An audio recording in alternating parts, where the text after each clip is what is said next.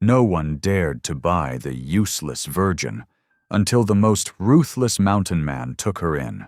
Snow falls on a jeering crowd outside a frontier store as a trembling girl stands on the auction block, called worthless, voiceless, good for nothing. Then, through the haze of breath and laughter, a scarred man steps forward, tosses gold on the table, and leads her away into the frozen wild. But mercy in the mountains comes at a price. Whispers follow them.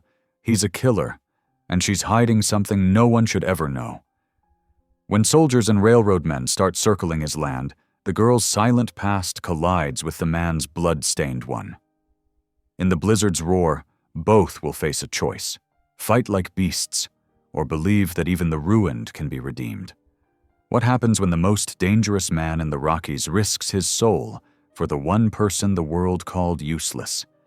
And when her voice finally returns, what truth will it speak?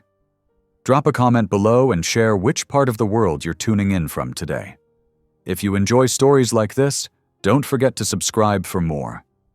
Through swirling snowflakes, Jackson Boone's mule picked its way carefully along the mountain trail. Anna Mae Harper clung to the saddle horn, still stunned by the morning's events. The buffalo coat he'd wrapped around her shoulders was warm, but she couldn't stop shivering. Not from cold, from fear of what lay ahead. The steady crunch of hooves on snow and the jingle of brass harness rings marked their slow progress. Wind whistled through the pines, carrying the sharp scent of coming snow. Anna Mae stole glances at the stranger who'd bought her bond. His broad shoulders were dusted white, his dark beard flecked with ice. The scar that ran from his left eye to jaw looked fearsome in the fading light. "Ain't much further to the first camp," Jackson said, his voice gruff but not unkind. "Creek's got good water there." They were the first words he'd spoken since leaving Leadville hours ago. The memory of that morning made Anna Mae's cheeks burn with shame. She'd stood on those wooden planks outside Dillon's store, displayed like cattle, while her father's creditors auctioned off his mining equipment and her labor bond. The jeers and crude suggestions from the crowd still rang in her ears. Then Jackson had appeared, silent as a shadow. His presence alone had hushed the mob. When he'd placed those $5 gold on the counter, even Mr. Dillon's usual bluster had failed him. Now here she was, heading into the wilderness with a man known for killing. The mule's hooves clattered on exposed rock as they rounded a bend. A small clearing appeared, sheltered by towering spruce. Jackson dismounted in one fluid motion, his boots crunching in the fresh powder. "Best make camp 'fore dark," he said, extending a calloused hand to help her down. "Storm's coming fierce." Anna Mae's legs trembled as she slid from the saddle. She stumbled, but Jackson's steady grip kept her upright. His hands were rough but careful, releasing her the moment she found her footing. "Thank you," she whispered, clutching the buffalo coat closer. Jackson nodded once, then turned to unload the mule. He worked with quiet efficiency, setting up a small canvas tent and gathering wood for a fire. Anna Mae stood uncertain, wanting to help but unsure how. "Might want to gather some of them dry pine needles," Jackson said, noting her hesitation. "Make good kindling." Grateful for direction, she set to work. The simple task helped calm her racing thoughts. By the time darkness fell, they had a cheerful fire crackling and the tent pitched against the wind. Jackson heated coffee in a battered tin pot and pulled dried beef and hardtack from his saddlebags. "Ain't much," he said, passing her a share, "but it'll keep body and soul together." Anna Mae accepted the food with trembling fingers. I can cook," she offered. "When we reach your cabin, I'm good with a Dutch oven and—" "No need to prove your worth," Jackson cut in, his voice gentle despite the harsh words. "You ain't property, whatever that paper says." Tears pricked at her eyes. She blinked them back, focusing on the food. The dried beef was tough but flavorful, the coffee strong and hot. Snow continued to fall, hissing as it met the flames. "Why?" she asked finally, the question that had burned since morning. "Why did you buy my bond?" Jackson was silent so long she thought he wouldn't answer. He stared into the fire, his scarred face unreadable. "Saw something weren't right," he said at last. "Man's debt shouldn't chain his child." "They say," Anna May hesitated, then pressed on. "They say you killed 2 men. Claim jumpers." His voice was flat. "Came at night with torches, meaning to burn me out. I gave fair warning." He looked at her directly for the first time. "I ain't a good man, Miss Harper, but I aim to see you safe." The firelight caught something in his eyes. Pain, perhaps, or memory. Then he blinked, and it was gone. "Get some rest," he said, rising. "Long ride tomorrow." He spread his bedroll near the fire, leaving the tent for her. Anna May crawled inside, still wrapped in the buffalo coat. The canvas walls shuddered in the wind, but the space was dry and relatively warm. She could hear Jackson moving about, banking the fire for the night. Sleep seemed impossible, yet exhaustion soon dragged her under. She dreamed of her father's failed mine, of creditors pounding at their door, of standing on those awful planks while strange men bid on her future. But when terror threatened to overwhelm her, a quiet voice cut through. "I aim to see you safe." She woke to gray dawn and the smell of coffee. Jackson had already packed most of their camp, leaving only the tent around her. A fresh layer of snow blanketed the clearing, transforming the wilderness into something clean and new. "Storm's past," Jackson said, holding out a steaming cup. "But there's more coming. Best make, miles while we can." Anna May emerged from the tent, accepting the coffee gratefully. Her muscles ached from yesterday's ride, but she was determined not to complain.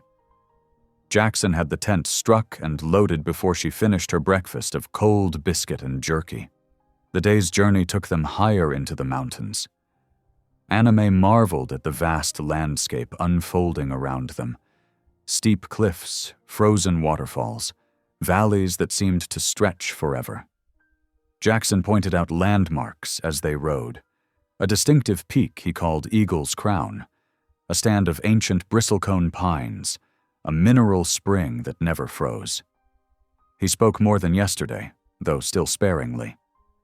When they paused to rest the mule, he showed her tracks in the snow. Deer, fox, snowshoe hare. His knowledge of the land was intimate, almost reverent. "Your cabin," Anna May ventured during one such stop. "Is it very remote?" Jackson nodded. 2 days' ride from nearest settlement. Way the snow's laying. Got good water, good hunting, plenty of wood." He glanced at her. "Might be lonely for a young woman." "I'm used to being alone," she said softly.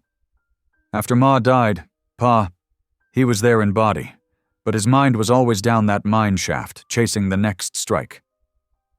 Something like understanding crossed Jackson's face. "Gold fever's a powerful thing. Seen it take better men than most." "He was a good father," Anna May said quickly. He believed so hard. Even when everything was mortgaged, even when we were eating beans 3 meals a day, he believed the next blast would hit the mother lode." "Faith ain't always enough," Jackson said, his voice distant. "Sometimes a man's got to see clear what's right in front of him." They rode on as the sun climbed higher, casting blue shadows across the snow. Anna May found herself studying her companion's profile, trying to reconcile the gentle teacher of wilderness ways with the deadly reputation that had preceded him. His hands on the reins were sure but light, his guidance of the mule patient and skilled. Near midday, Jackson suddenly tensed. His hand dropped to the rifle in its scabbard, and he reined the mule to a stop. "What is it?" Anna May whispered, heart pounding. "Smoke," he said, nodding toward a distant ridge, where there shouldn't be any. They waited, watching. After a long moment, Jackson relaxed slightly. "Moving west," he said. "Probably Ute hunting party. They've got rights to these lands, by treaty at least. Best give them wide berth, though. Some still remember the war." Anna May wanted to ask about the war, about the shadow that crossed his face at its mention, but something in his manner discouraged questions. Instead, they took a longer trail, adding hours to their journey but avoiding the distant smoke. The afternoon wore on. Snow clouds gathered again, and the wind picked up, carrying the promise of another storm. Jackson pushed them harder, reading weather signs Anna May couldn't see. When they finally stopped to make camp, she was so stiff she could barely dismount. This time Jackson built a more substantial shelter, using fallen logs and his canvas to create a lean-to that blocked the worst of the wind. He showed her how to gather the right kind of wood, how to build a fire that would last. "You'll need to know these things," he said, watching her practice with flint and steel. "Mountains don't forgive mistakes." As darkness fell and snow began to swirl, they huddled in the lean-to's shelter. Jackson produced bacon and coffee from his supplies, along with the last of the hardtack. The hot food and the fire's warmth began to thaw Anna May's frozen fingers. "What will be expected of me?" she asked suddenly. "At your cabin, I mean." Jackson looked uncomfortable. "Told you before, you ain't property." "But my bond. Paper's worth what I paid for it. $5 to keep you from worse fate." He poked at the fire with a stick. "Cabin needs tending, true enough, but you'll work as you choose, not by my order." Anna May absorbed this. "Why do you live so far out? Away from everyone?" His face grew still, the firelight deepening old shadows. "Some men find peace in solitude," he said finally. "Some find safety in it." The wind rose, driving snow into their shelter. Jackson moved to secure the canvas, his movements efficient despite the darkness. When he returned to the fire, he carried something wrapped in oilcloth. "Here," he said, passing it to her. "Might help pass the evening." It was a book, a worn copy of the Bible, its leather binding cracked but carefully maintained. Anna May opened it reverently, breathing in the familiar smell of paper and ink. "You read?" she asked, surprised. A ghost of a smile touched his lips. "My mother's doing. She believed education was next to godliness." He settled back against his saddle. "Read some, if you've a mind to. Been a while since I heard the good book proper." Dawn broke harsh and white over the San Juan foothills. Jackson roused Anna May before first light, his movements precise and practiced as he broke camp. The sky hung low and gray, promising more snow, and the wind bit through Anna May's thin clothing despite Jackson's buffalo coat. They set out as pale sunlight crept over the eastern ridges. The mule plowed forward, snow reaching its knees, each step a deliberate placement in the deepening drifts. Anna May clung to the saddle horn, watching her breath cloud in the frigid air. She hadn't spoken since their fireside reading the night before, her mind still struggling to make sense of her changed circumstances. The morning wore on in silence, broken only by the mule's labored breathing and the crunch of snow beneath its hooves. Every hour or so, Jackson would halt in the lee of a boulder or beneath the shelter of snow-laden pines. He'd help Anna May down, her muscles stiff from cold and riding, and share strips of jerky and sips from his canteen. During one such rest, he showed her how to stamp her feet and swing her arms to keep the blood flowing. "Cold'll take your toes if you let it," he said gruffly. "Keep moving when we stop." Anna May nodded, following his example. The exercise helped, though her worn shoes offered little protection against the snow. Jackson watched her movements with a critical eye, his face unreadable beneath his frost-crusted beard. By midday, the clouds had thickened, and fat snowflakes began to fall. Jackson led them to a granite ledge that jutted out from the mountainside, creating a natural shelter. He tethered the mule where it could stand out of the wind, then set about gathering pine needles and small branches. "Weather's turning," he said, efficiently building a small fire. "Rest here till it passes." Anna May huddled close to the flames, watching as Jackson moved through what seemed like well-rehearsed tasks, checking the mule's hooves, adjusting their packs, scanning the white horizon with narrowed eyes. When he finally settled beside the fire, he pulled a chunk of jerky from his coat and divided it between them. "Sleep if you can," he said, his voice rough but not unkind. "I'll keep watch." Though she doubted sleep would come, exhaustion proved stronger than anxiety. She drifted off to the snap of the fire and the soft whisper of falling snow. Through her uneasy dreams came the sound of wolves howling, distant at first, then closer. She stirred, frightened, but Jackson's steady presence beside her kept the fear at bay. When she woke, pale morning light filtered through breaking clouds. Jackson knelt nearby, intent on something in his hands. It took her sleep-fogged mind a moment to recognize her own shoes, which he was carefully reinforcing with strips of rawhide. "The leather's about shot," he said without looking up. "This'll help till we can get you proper boots." Anna May watched him work, touched by this unexpected kindness. His scarred hands moved with surprising delicacy as he wrapped and secured the rawhide, creating crude but effective protection against the snow. They ate a cold breakfast and set out again. The storm had passed, leaving the world transformed beneath fresh powder. The sun emerged, setting the snow-covered landscape ablaze with diamond brilliance. Despite the beauty, the cold seemed to sink deeper into Anna May's bones with each passing hour. Late in the afternoon, they came to a creek, its surface sealed beneath thick ice. Jackson dismounted and tested the crossing carefully, tapping the ice with his rifle butt. Satisfied, he led the mule forward, one hand steady on its bridle. "Keep still," he warned Anna May as they started across. "Let him find his footing." The mule's hooves slipped and scraped on the ice, but Jackson's quiet guidance kept it moving. Anna May held her breath until they reached the far bank, her hands white-knuckled on the saddle horn. Only then did she notice she'd been praying under her breath the whole way across. The sun was setting when Jackson finally reined in, pointing ahead to where a thin column of smoke rose against the darkening sky. "Home," he said simply.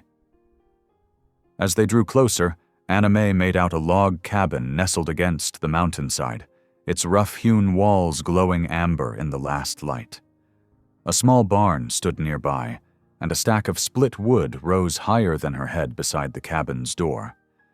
Everything spoke of careful preparation for winter's siege. The cabin's door burst open as they approached, and two dogs bounded out, one black, one brown, both large and shaggy. They circled the mule, barking excitedly, but fell quiet at Jackson's sharp whistle.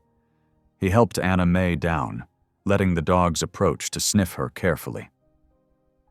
"They're friendly enough," he said, watching the introduction. "Just protective." Anna May extended her hand, letting them catch her scent. The black dog licked her fingers, its tail wagging, while the brown one pressed against her leg, nearly knocking her over.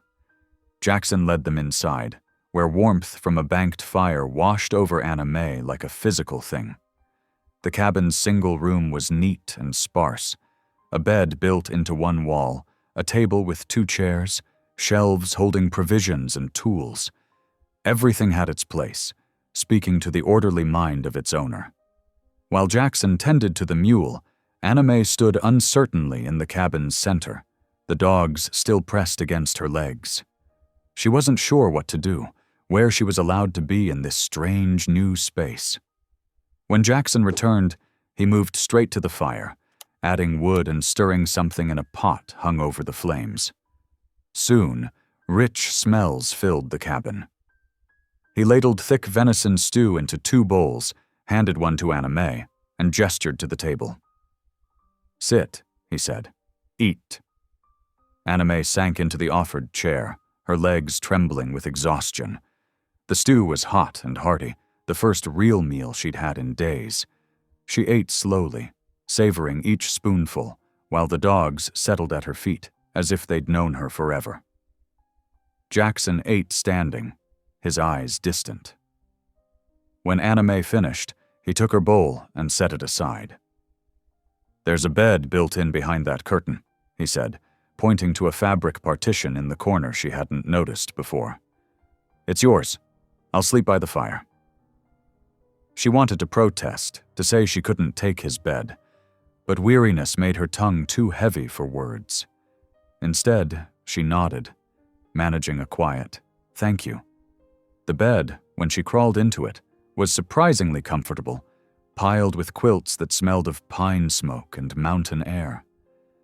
As she drifted off, she could hear Jackson moving quietly around the cabin, banking the fire, speaking softly to the dogs. For the first time since her father's death, she felt truly sheltered. The dogs settled themselves beside her bed, their solid presence a comfort in the strange darkness.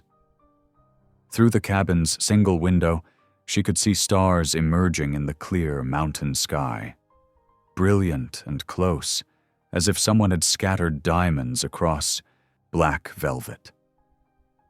Despite everything, despite the uncertainty of her future and the strangeness of her situation, Anna May felt something she hadn't expected. Peace. The last thing she heard before sleep took her was Jackson's quiet voice reading from the Bible she'd returned to him. Familiar words about still waters and restored souls, carried on the winter night's silence. The cabin's interior emerged from shadow as Jackson stoked the fire. Morning light filtered through oiled paper windows, revealing a space that spoke of utility rather than comfort. A stone hearth dominated one wall, its chimney built from river rock carefully fitted together. Pelts, fox, beaver, and rabbit, hung from the rafters to dry, their presence testament to Jackson's hunting skill. A worn Bible rested on the simple plank table, its leather cover cracked with use. Anna May stood near the door, unsure of her place in this masculine domain. The 2 hounds pressed close, already treating her as their own, their warm bodies a comfort against the morning chill. Jackson straightened from the fire, fixing her with a direct gaze. "Rules are simple," he said, his voice gravelly from disuse. "You'll have your own cot behind that partition. Keep it tidy." He gestured to a curtained corner. "There's work needs doing. Cooking, cleaning, mending. Do your share and mind what I say. You'll be safe here." Anna May nodded, her eyes downcast. The words, "safe here," echoed in her mind, a promise she hardly dared believe after months of uncertainty. "Can start with sweeping," he added, indicating a corn broom propped in the corner. "Dogs tracking pine needles." She took up the broom, grateful for the familiar task. The repetitive motion of sweeping helped calm her nerves, and soon the wooden floor was clear of debris. The dogs followed her movements with interest, occasionally getting in her way until Jackson whistled them outside. When she finished, Jackson handed her 2 wooden bowls. "Dogs need feeding. Scraps in the bucket by the door. They'll show you where their dish goes." The hounds danced around her as she carried their breakfast out, leading her to a spot beside the woodpile where a flat stone served as their feeding station. They waited with surprising patience while she portioned out the food, then fell to eating with enthusiasm. Back inside, Jackson was pulling on heavy gloves. "Roof's got some leaks need patching. You can hand up supplies." They worked through the morning, Anna May passing up strips of pine bark and handfuls of moss as Jackson moved methodically across the cabin's roof. The work was steady, but not difficult, and she found herself settling into a rhythm. Occasionally, Jackson would grunt directions or ask for different materials, but otherwise they worked in comfortable silence. Near midday, she began preparing a simple stew, adding dried vegetables and meat to the iron pot as she'd seen her father do countless times. The familiar task absorbed her, attention so completely that she forgot to be careful. The pot's hot handle caught her palm as she adjusted its position over the fire. A sharp gasp escaped her, the first sound she'd made since arriving. Jackson turned at the noise, taking in her cradled hand and pained expression. Without a word, he crossed to a shelf and returned with a small tin of salve and clean cloth. His large hands were surprisingly gentle as he examined the burn, applying the pungent salve with careful touches. "Not too bad," he said quietly. "Keep it clean and wrapped for a few days." His fingers were calloused but steady as he wound the bandage around her palm, tucking the ends neatly. They ate the stew in silence when it was ready, though Anna May noticed Jackson nodded approval at the taste. As evening drew in, he lit a lamp and reached for the Bible on the table. The familiar creak of its spine suggested a well-loved book as he opened it to the Psalms. His voice, rough from disuse, softened as he read, "The Lord is my shepherd, I shall not want. He maketh me to lie down in green pastures." Anna May found herself mouthing the words along with him, comfort flooding her at the familiar verses. Her father had read these same passages on quiet evenings before the mining fever took him to the diggings that eventually claimed his life. Jackson paused, noticing her silent recitation. His eyes narrowed thoughtfully as understanding dawned. This useless Bond girl knew scripture, suggesting both education and upbringing at odds with her current circumstances. She wasn't slow-witted as the townspeople had claimed, just wounded into silence by whatever trials had brought her to that auction block. When he finished reading, Anna May rose and went to the small writing desk in the corner. Finding a scrap of paper and a pencil stub, she carefully wrote 2 words. "Thank you." Her letters were neat and well-formed, confirming Jackson's realization about her education. He took the paper, studying it for a moment before tucking it into his Bible. "Reckon you're welcome," he said gruffly, turning away to bank the fire for the night. But in the lamplight's flicker, the ghost of a smile crossed his weathered face. The dogs settled themselves near Anna May's cot as she prepared for sleep, their solid presence a comfort in the strange darkness. Through the cabin's window, stars wheeled in the clear mountain sky, closer and brighter than she'd ever seen them in town. Jackson's quiet movements around the cabin created a peaceful rhythm, checking the door latch, adjusting the damper on the stove, seeing all was secure for the night. These small sounds of domestic routine, so different from the harsh chaos of her recent months, lulled Anna May toward sleep. As she drifted off, she heard Jackson murmur a brief prayer, his voice barely audible above the popping of the fire. The words were too quiet to make out, but their cadence carried the same gentle care she'd seen in his treatment of her burned hand. For the first time since her father's death, Anna May felt truly safe. The cabin's spare comfort, Jackson's gruff kindness, and even the devoted hounds combined to create something she'd thought lost forever, a sense of home. The night settled around them like a blanket, broken only by the occasional howl of a distant wolf and the soft breathing of dogs dreaming by her bed. Outside, snow began falling again, but here, within these log walls, warmth and security held winter at bay. Days melted into one another beneath the falling snow. The world beyond the cabin's walls became a peaceful blur of white, broken only by the dark shapes of pines and the tracks of wildlife seeking food in the deep drifts. Inside, a quiet routine developed between Jackson and Anna May, their movements falling into natural rhythm like dancers learning familiar steps. One crisp morning, Jackson gestured Anna May to follow him to the woodpile. "Time you learned to split kindling," he said, demonstrating how to set a piece of wood on the chopping block. His movements were precise, practiced from years of mountain living. "Watch close now. Angle matters." The hatchet in his hands looked dangerous to Anna May, its edge gleaming in the winter sunlight. Jackson noticed her hesitation, and his voice softened. "Ain't nothing to fear if you respect the tool." He handed her the hatchet, adjusting her grip until it felt more natural in her small hands.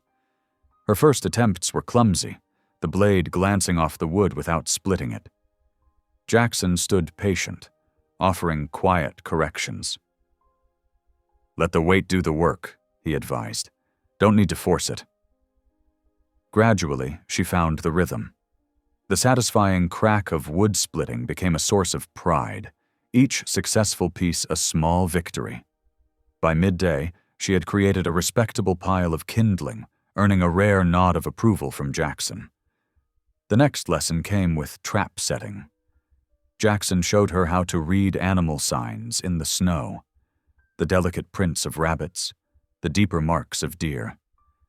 His calloused hands demonstrated the careful arrangement of wire and trigger, explaining how to ensure a quick, clean catch.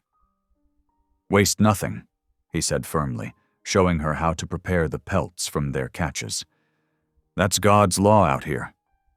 His reverence for the land and its creatures showed in every careful movement, every thoughtful pause in his instruction. The evenings brought a different kind of learning. They would sit by the fire, the worn Bible open between them. Jackson's finger would trace beneath the words as Anna May followed along, her lips moving silently at first. When he sensed her knowing a particular verse, he would pause, waiting. "Light," she whispered one evening, the word barely audible above the crackling fire. Jackson nodded encouragement, his finger steady beneath the next word. "Shinneth," she managed, the sound scratchy from disuse. Each night brought more words, broken and halting at first, but growing stronger. The hounds would lay their heads on her lap as she read, their presence a comfort as she found her voice again.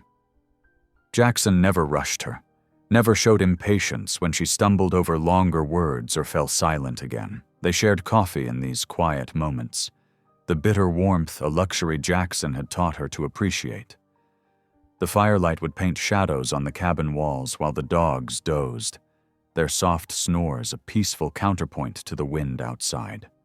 One clear morning, Jackson announced it was time to check the stream traps. They bundled against the cold, Anna May wearing the thick woolen coat Jackson had found in an old trunk. The hounds bounded ahead through the snow, their excitement infectious. The stream lay frozen beneath a thick crust of ice, the water still moving dark and silent below. Jackson showed her how to test the ice's strength, tapping with a pole before stepping forward. They moved carefully, checking each trap in turn. The accident happened in an instant. A sudden crack split the air like a gunshot.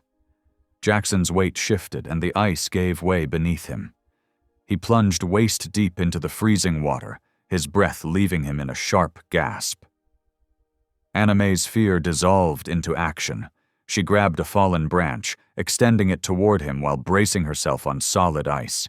The hounds barked frantically, sensing the danger. "Take hold!" she called, her voice stronger than it had been in months. Jackson's numbed fingers grasped the branch, and she pulled with all her strength. Together they managed to drag him onto solid ice. "You'll die if you don't move!" The words burst from her in a rush of desperate concern. Jackson looked up at her through ice-rimmed eyelashes, and despite his chattering teeth, he laughed, a rusty sound of surprise and appreciation.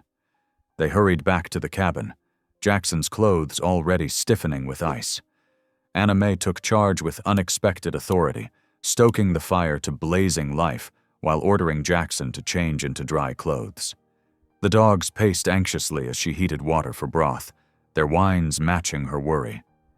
"Drink," she commanded, pressing the steaming cup into his trembling hands. Jackson complied without argument, color slowly returning to his face as the warm broth did its work. She wrapped him in every blanket she could find, refusing to leave his side until the shivering subsided. As evening settled over the cabin, a strange peace filled the space between them. The fear of the day had broken something loose in Anna May's chest, letting words flow more freely.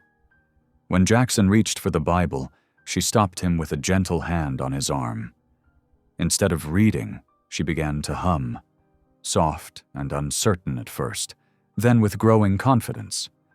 It was an old hymn her father had sung on quiet evenings, when the mining camp's noise had faded and stars filled the sky. Amazing grace, how sweet the sound. The familiar melody carried memories of safer times, of a father's love and a home long lost. Jackson's eyes softened as he listened, recognition flickering across his weathered features. He knew the hymn too, though he didn't join in. The hounds lifted their heads, alert to this new sound from their quiet companion. The humming faded naturally, like a candle burning low, but its warmth remained, filling the cabin with something that felt like hope. Jackson nodded slowly, understanding in his eyes. "Your father taught you that one?" he asked gently. "Yes," Anna May whispered, the word coming easier now. "Before the mines took him." Jackson added another log to the fire, letting the silence stretch comfortable between them. The crack and pop of burning wood mixed with the wind's whisper outside, creating a melody of its own. The dogs settled closer to Anna May's feet, their solid presence a comfort, as always. That night marked a shift in their relationship, subtle but significant as a change in wind direction. Trust had been built slowly, like the careful stacking of kindling, but now it burned steady and warm between them. Anna May's voice, though still soft, grew stronger with each passing day, while Jackson's gruff manner gentled further in response to her quiet courage. The mountain winter continued its reign outside, but within the cabin's walls, something new was growing. A fellowship built on shared work, mutual respect, and the simple grace of helping hands extended in times of need. The late winter sun had finally begun to warm the mountain slopes, melting patches of snow into trickling rivulets that fed the springs near Jackson's cabin. Anna May stood at the rough-hewn door, breathing in the fresh, pine-scented air. The season was turning, bringing with it a tentative hope she hadn't dared feel in months. She watched Jackson check his trap lines, his tall figure moving with the easy grace of a man who knew every stone and tree of his land. The dogs lounged in sunny spots, occasionally lifting their heads to track their master's movements. It was the kind of peaceful afternoon that had become wonderfully familiar. The thunder of approaching hoofbeats shattered that peace. Jackson's head snapped up at the sound, his body tensing like a drawn bowstring. He whistled sharp and low, calling the dogs to heel as he strode toward the cabin. Anna May stepped back inside, her heart suddenly racing as Jackson grabbed his Winchester rifle from its pegs above the fireplace. "Stay inside," he ordered quietly, positioning himself on the cabin's small porch. 3 riders emerged from the tree line, their horses' hooves squelching in the half-melted snow. Anna May peered through the window, and her blood ran cold. The man in the lead wore a fine Eastern suit beneath his duster, his silver watch chain glinting in the sunlight. She would know that face anywhere. Doyle Travers, the land agent who had turned her life to ashes. "Afternoon, Mr. Boone," Travers called out, his voice carrying that same false, warmth that had once convinced her father to sign away their future. The two men flanking him wore deputy badges, their hands resting too casually near their holstered revolvers. Jackson said nothing, but his finger rested alongside the Winchester's trigger guard. The dogs growled low, picking up on their master's tension. Travers reined his horse to a stop at a respectful distance, though his smile suggested he was anything but respectful. "Now, no need for that hardware, Boone. This here's official business." He reached into his saddlebag and withdrew a leather document case. "Ain't expecting any official business," Jackson replied, his voice level but cold as mountain stone. "That's the beauty of progress, friend. It comes whether you're expecting it or not." Travers dismounted with fluid grace, his polished boots barely marking the mud. "The Denver and Rio Grande Railroad has acquired rights to this valley, including those fine springs of yours." Anna Mae's fingers dug into the windowsill. She knew what was coming, had seen this scene play out before with other families, other homes. Travers extended the document case.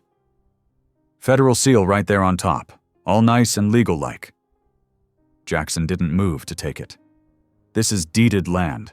Been in my family 15 years. "Funny thing about deeds," Travers said, his smile never reaching his eyes. "They're only as good as the paper they're written on, and according to these papers, your claim isn't worth a mule's hide."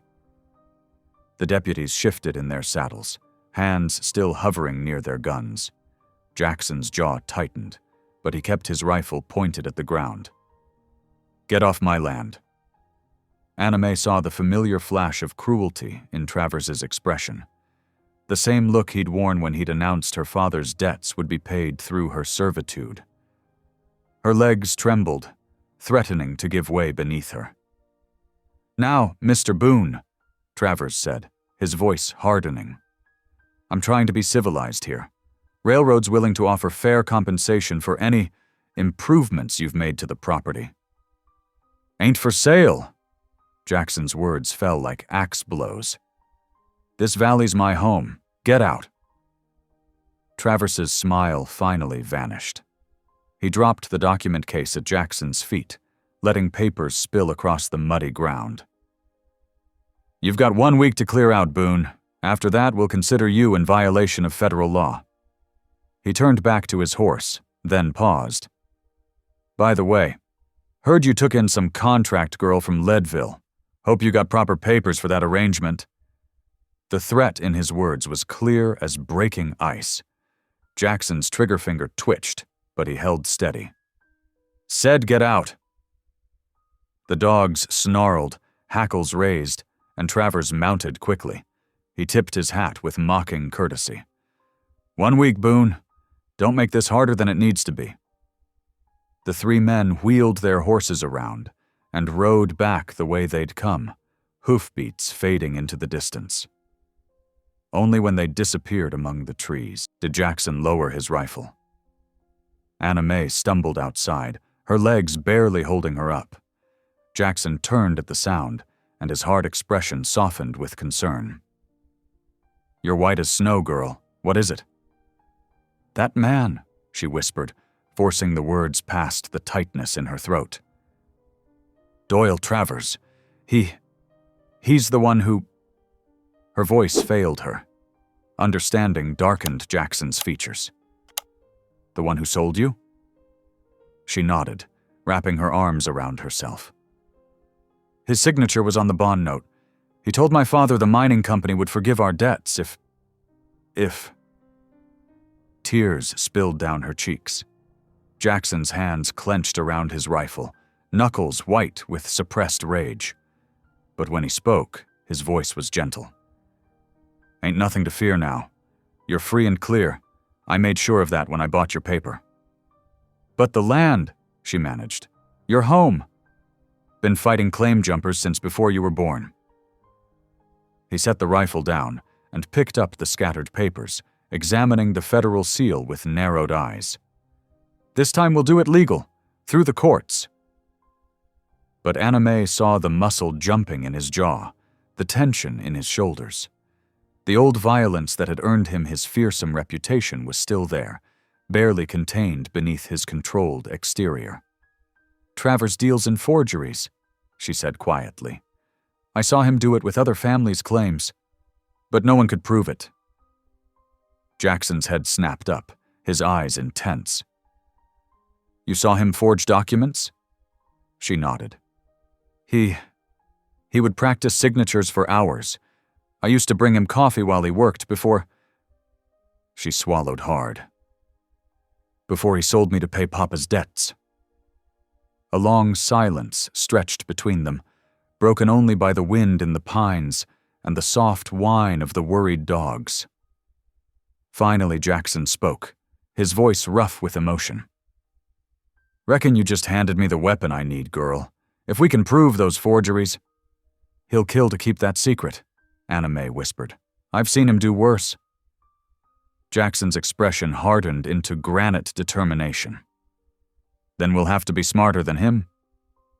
He gathered the papers carefully, treating them like the dangerous things they were. "Come on inside. Time you told me everything you know about Doyle Travers." They walked back into the cabin together, the dogs falling in behind them like a protective guard. The afternoon sun continued to shine, but its warmth had fled, leaving only shadows and the cold certainty that their peaceful days were numbered. Jackson bolted the door behind them, though they both knew the real threat wouldn't come from anything so simple as a locked door could stop. The battle for Jackson's land, and perhaps their very lives, had just begun, tangled up with the dark threads of Anna Mae's past. The rifle returned to its pegs above the fireplace, but its presence felt heavier now, a reminder that sometimes justice needed more than just the law to prevail. As Anna Mae began to tell her story, the mountain winds carried away the last echoes of the intruder's horses, leaving behind only the silence of approaching storm clouds and the weight of decisions yet to come. The morning frost painted delicate patterns across the cabin's window panes as Jackson prepared for their journey. Anna Mae watched him methodically check his rifle, counting out brass cartridges with practiced fingers before sliding them into his belt. Outside, the mule stomped impatiently in the pre-dawn darkness, its breath forming clouds in the bitter air. "Best get your warmest things," Jackson said, his voice gruff but not unkind. 2 days hard riding ahead of us." Anna Mae nodded, gathering the few belongings she'd acquired since coming to the cabin. She pulled on the thick wool coat Jackson had given her. Too big, but warmer than anything she'd owned before. Her hands trembled slightly as she tied her bootlaces, remembering Travers's threatening words. Jackson noticed. "Ain't nothing to fear on the trail. Dogs'll warn us if anyone comes near." The 3 hounds circled eagerly as Jackson secured their packs to the mule's harness. He'd loaded extra blankets, dried meat, and coffee, enough for several days. The animals knew something was different about this morning's preparations, whining and wagging their tails with nervous energy. The sun hadn't yet crested the eastern peaks when they set out. Jackson led the mule while Anna Mae rode, the dogs trotting ahead to break trail through patches of crusty snow. The morning air bit sharp and clean in their lungs as they descended from Jackson's high valley into the maze of lesser canyons below. By mid-morning, they'd covered several miles of treacherous switchbacks. The mule picked its way carefully around tumbled boulders and across icy streams. Anna Mae marveled at how Jackson seemed to read the land like a map, choosing paths that weren't obvious until you were right upon them. They stopped briefly at noon to rest the mule and share some jerky. Jackson remained watchful, his eyes constantly scanning the ridgelines above. "Rockslides are common this time of year," he explained, pointing to fresh scars in the canyon walls. "Gotta listen for the warning sounds." As if to emphasize his words, a distant rumble echoed through the valley. Both of them tensed, but it was only thunder rolling beyond the peaks. Storm clouds were gathering to the west, heavy with the promise of snow. "We'll make camp before dark," Jackson said, checking the mule's lead rope. "There's a meadow ahead with good shelter." They pushed on through the afternoon as the weather worsened. Wind-driven snow stung their faces, and the temperature dropped steadily. The dogs stayed closer now, no longer ranging ahead but huddling near the mule's legs for warmth. Just before sunset, they reached the promised meadow. A natural overhang of rock provided protection from the wind, and dead pine branches offered ready fuel for a fire. Jackson worked quickly to make camp, setting up a lean-to with canvas and getting a blaze started while Anna May tended to the mule. The storm passed during the night, leaving behind a profound stillness. Anna May lay awake on her bedroll, listening to the crack and pop of the dying fire. Jackson sat nearby, his rifle across his knees as he kept watch. The dogs dozed between them, occasionally twitching in their sleep. Without really meaning to, Anna May found herself speaking into the darkness. "Dear Lord," she whispered, her voice barely audible above the fire's soft sounds. "Please watch over us on this journey, and please make Mr. Boone peaceful in his heart." She paused, gathering courage. "Help us find a way that doesn't need killing." Jackson stirred, but said nothing. In the fading firelight, his expression was unreadable, but something in his shoulders seemed to relax slightly. They broke camp at first light, eating a cold breakfast of hardtack and coffee before continuing their journey. The new-fallen snow made travel slower, but the sky had cleared to a brilliant blue. By late afternoon, they began to see signs of civilization. Rough-cut timber trails and the occasional claim marker. Silver Basin revealed itself gradually. First the skeletal frames of mine headworks rising above the trees, then scattered cabins, and finally the town proper. At its heart stood the Mission Church, a simple wooden building with a tin cross nailed above its door. Reverend Nathaniel Cole was sweeping snow from the church steps when they arrived. He was a tall man with gentle eyes and work-hardened hands, his black coat shabby but clean. "Jackson Boone," he said warmly, though surprise showed clearly on his face. "It's been a long while since you've graced our door." Jackson dismounted stiffly, helping Anna May down from the mule. "Ain't here for sermon, Reverend. Got business needs discussing." Cole's expression grew concerned as he took in Jackson's grim face and the way Anna May stayed close to his shadow. "Come inside then. Mrs. Cole's got coffee on the stove." The church interior was plain but welcoming, warmed by a pot-bellied stove and smelling of pine sap and coffee. Mrs. Clara Cole, a motherly woman with quick movements and sharp eyes, brought them steaming cups, while Jackson laid out the railroad's documents on a scarred wooden table. "Land grab," Jackson explained tersely. "Man named Travers claims he's got federal authority." Reverend Cole studied the papers carefully, his frown deepening. "These seals look genuine enough, but something's not right about the formatting." He glanced at Anna May. "You're the girl from Leadville, aren't you? The one they were selling at auction?" She nodded, finding her voice. "Yes, sir, and I know things about Mr. Travers, about how he forges documents." The Reverend's eyes sharpened with interest. "That's a serious accusation, child." "It's true," she said firmly. "I saw him practice signatures, watched him change dates on legal papers. He did it to my father's mining claim before—" Her voice caught, but she forced herself to continue. "Before he took me for the debt." Mrs. Cole made a soft sound of sympathy, moving to put a protective arm around Anna May's shoulders. The simple gesture of kindness nearly undid her composure.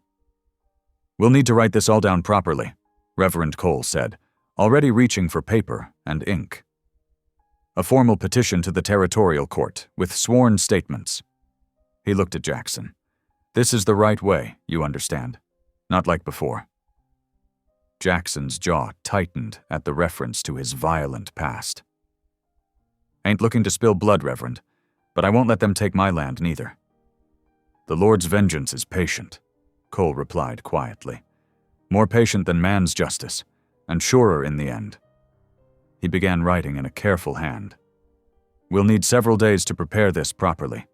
Miss Harper can stay with us if she likes. Mrs. Cole could use help in the mission kitchen. Anna May looked hopefully at Jackson, who shifted uncomfortably. I could learn more reading, too, she added. The Reverend has proper books. Jackson studied her face for a long moment, then nodded grudgingly. Few days, he agreed. No more. We'll take good care of her, Mrs. Cole assured him, already steering Anna May toward the kitchen. Now, child, let's get some real food in you. You're thin as a winter sparrow? Left alone with the Reverend, Jackson watched Anna May disappear through the kitchen door. She's starting to trust again, he said gruffly. To believe in things. And you? Cole asked, not looking up from his writing. What do you believe in these days, Jackson? Jackson's hand strayed to the rifle at his side, then deliberately moved away. Reckon I'm learning to believe in something bigger than bullets, he said finally. Girl's been teaching me that, though she don't know it. Cole nodded, satisfaction showing in his smile. Then perhaps the Lord sent her to your auction for more than one kind of salvation. He dipped his pen in fresh ink. Now, let's get to work on these papers. The law may be slow, but it's harder to argue with than a gun. Outside, the winter sun was setting behind the mountains, painting the snow-covered valley in shades of gold and purple. The mission bell rang softly in the evening air, calling the faithful to prayers, while inside the warm church, justice was being written one careful word at a time. The mission kitchen glowed with warmth as Anna May kneaded bread dough beside Mrs. Clara Cole. Steam rose from the huge copper pot on the stove where beans simmered for the miners' lunch.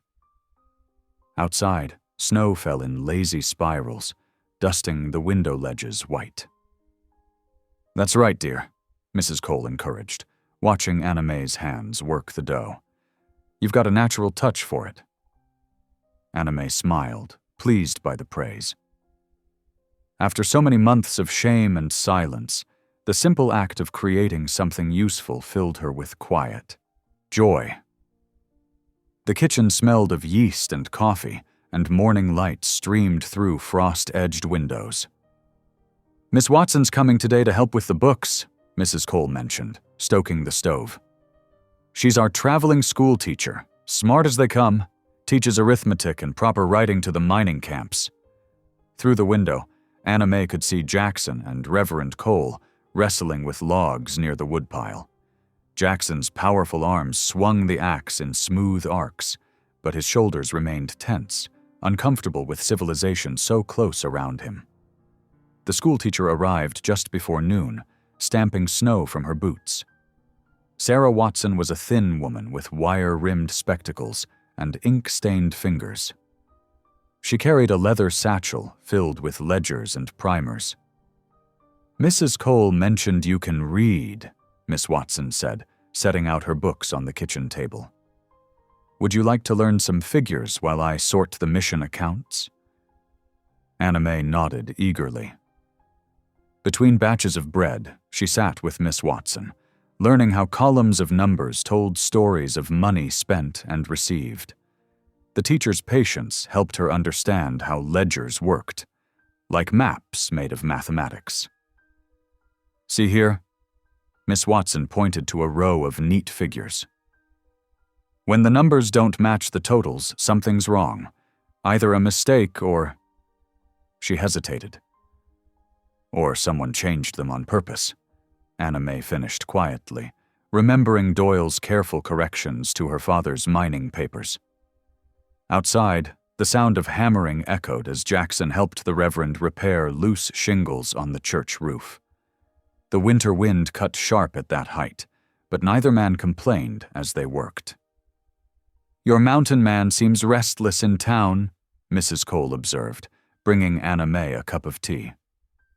"He's not my—" Anna May began, then stopped, unsure how to define what Jackson was to her. Savior? Protector? Friend? She sipped her tea instead of finishing the thought. The next 2 days fell into a rhythm. Mornings were for baking, bread for the miners, biscuits for the mission's hungry visitors. Afternoons brought lessons with Miss Watson, who praised Anna May's quick mind for numbers. In the evenings, she helped Mrs. Cole serve hot meals to tired men who came seeking the mission's charity. Jackson kept to himself, mostly, doing odd jobs around the church and listening intently whenever Reverend Cole discussed their legal petition. Sometimes Anna May caught him watching her as she worked in the kitchen, a strange expression on his weathered face, as if seeing her in a new light. On the third afternoon, while sorting through old mission records with Miss Watson, Anna May's hand froze above a donation receipt. The railroad seal caught her eye, identical to the one on Jackson's land notice, but the handwriting. "Something wrong?" Miss Watson asked, noting her sudden stillness. "This writing," Anna May said carefully. "I know it." Her finger traced the elegant loops of Doyle Travers' signature on a 2-year-old donation record, the same hand that had signed her into bondage. That evening, as they prepared to leave the mission, Anna May helped Mrs. Cole pack provisions for their journey home: dried beef, cornbread, and coffee. The older woman pressed a small Bible into her hands. "For the long evenings," Mrs. Cole said softly. "And remember, you're always welcome here if—" She didn't finish, but her meaning was clear. If you need refuge. Reverend Cole drew Jackson aside for a final word while the women said their goodbyes. "Remember what we discussed," he said gravely. "Justice through law, not violence." Jackson nodded stiffly. "Ain't forgotten my promise, Reverend." But his hand still strayed to his rifle strap. They set out as the sun began to sink, the mule's hooves crunching through fresh snow. The dogs ranged ahead, breaking trail. Anna May sat behind Jackson, warmer now in the wool coat Mrs. Cole had insisted she take. They rode in companionable silence until the mission disappeared behind a bend in the trail. Then Anna May gathered her courage. "Mr. Boone?" Her voice was soft but steady. "There's something you should know." He grunted to show he was listening. "Those railroad papers Mr. Travers showed us? I saw his handwriting today, on old mission records. Same seal too, from 2 years ago." She felt him stiffen. "He's been using that seal a long while, seems like." Jackson reined the mule to a stop, half turning to look at her. "You certain?" She nodded. "I know his writing. Watched him enough times, changing numbers on my father's papers." Her voice caught slightly. "Never thought knowing that would matter someday." Jackson was silent for a long moment, processing this new information. Finally, he clicked the mule forward again. "Means the theft goes deeper than just my spring," he said grimly. "Been working this scheme a while, he has." They reached the cabin well after dark, the wind rising to a mournful howl around the eaves. Jackson built up the fire, while Anna May set water to boil for coffee. The familiar walls felt safe after 3 days away, but something had shifted in the air between them, a shared purpose taking shape. By lamplight, Jackson sat at the rough table and began to write. His letters were careful but clear, each word considered before being set down. Anna May watched as he composed a formal complaint to the county judge, describing Doyle's fraudulent use of the railroad seal and including details she had provided about the mission records. When dawn touched the mountain peaks, a weather-beaten trapper stopped by the cabin, seeking coffee and news. Jackson handed him the sealed letter and a silver dollar. "Make sure this reaches Judge Matthews in Silver Basin," he said. "It's important." The trapper tucked the letter into his coat. "Might take a few days. Way the weather's turning. But it'll get there." After the trapper left, Jackson stood in the doorway, watching storm clouds gather over the distant peaks. Anna Mae joined him, wrapping her shawl tight against the wind. "What happens now?" she asked quietly. "We wait," he answered, "and we pray the law works faster than Travers." The wind picked up, driving loose snow across the yard. The dogs huddled closer to the cabin's walls, sensing the coming storm. Inside, the fire crackled steadily, a small defiance against the growing darkness outside. Anna Mae touched the worn Bible in her apron pocket, a reminder that even in uncertain times, faith could light the way forward. Whatever came next, they would face it together, armed with truth instead of bullets, and the strength that comes from choosing right over revenge. The blizzard descended with sudden fury 3 days after Jackson sent his letter. Wind howled through the pines, driving sheets of snow against the cabin's walls. Inside, Anna Mae stirred the cooking fire, while Jackson brought in another armload of split logs, his breath visible in the cold air. "Storm's getting worse," he said, stamping snow from his boots. His hands were red and chapped from working without gloves, the knuckles cracked and bleeding. "Might last days, way those clouds look." Anna Mae nodded, ladling the last of their bean soup into wooden bowls. They'd need to be careful with supplies now. The pantry held only a few strips of dried venison, half a sack of cornmeal, and 3 wrinkled potatoes. "We can melt snow for water," she offered quietly, setting his bowl on the table. The tin cups were already lined up near the hearth, ready to catch snowmelt. Jackson grunted agreement, but his movements seemed slower than usual as he sat down. A faint flush colored his weathered cheeks, and he barely touched his soup. Anna Mae watched him with growing concern. As evening drew in, the wind grew stronger, rattling the shutters and driving snow through every tiny gap in the walls. Jackson made one last trip outside to check on the animals, returning with an armful of snow to melt. His steps wavered slightly. "Mr. Boone?" Anna Mae touched his arm. "You're burning up." He tried to wave off her concern, but she could feel the heat radiating through his shirt. Working barehanded in the bitter cold had taken its toll. When he stumbled, trying to reach his bed, she steadied him with surprising strength. "Need to get you warm," she muttered, helping him lie down. Her own father had suffered fever like this after working the mines in winter. She knew what to do.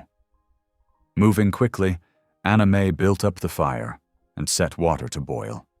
In her gathering basket, she found the willow bark she'd collected during their last trip to the stream. She broke it into pieces and added it to the pot, along with a handful of dried mint leaves from her careful stores. Outside, the storm raged on. The dogs huddled close to the hearth, whining softly at the unfamiliar sight of their master laid low. Anna Mae worked steadily, wringing out cool cloths for Jackson's forehead and coaxing him to sip the bitter willow tea. His fever rose as night deepened. He muttered in his sleep, calling out names she didn't know, perhaps family long gone. Once he grabbed her hand, his grip surprisingly gentle despite his delirium. "Sarah," he whispered, "I'm sorry I couldn't save you."